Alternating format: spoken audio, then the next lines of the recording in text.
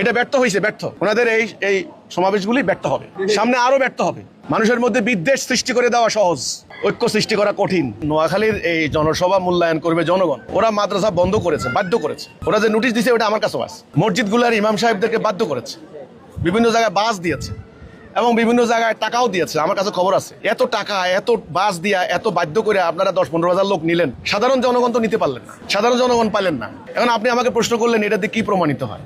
দেখেন, এটা দিয়ে আরো প্রমাণ করার সময় এখনো আসে নাই সামনে। এটা দিয়ে আপাতত একটা প্রমাণ হয়, আসলে সাধারণ জনগণ মোল্লা মুন্সিদের এই ধরনের কাফের মুরতাদ ফতোয়ার মধ্যে নাই।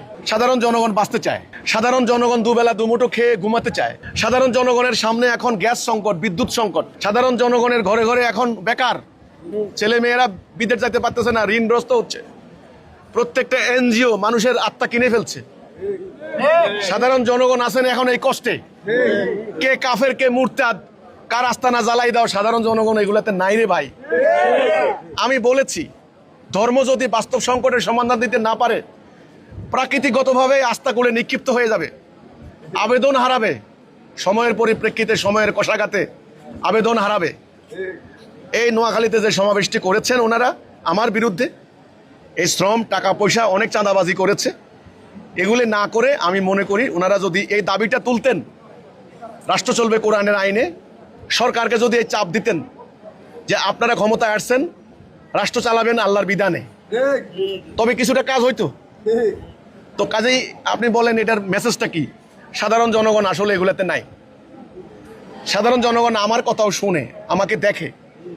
আমার এলাকার মানুষ আমারে চিনে ছোটবেলা থেকে। আমরা কোনো একেবারে অপরিচিত, একেবারে আননোন ফ্যামিলির ছেলে ফেলে না। আমাদেরকে ইউনিয়ন, থানা পর্যায়ে অন্তত চিনে মানুষ। আমরা কি বালা না সুর না খারাপ সবাই জানে রে ভাই। আপনি মিথ্যা কথা বললে তো হবে না।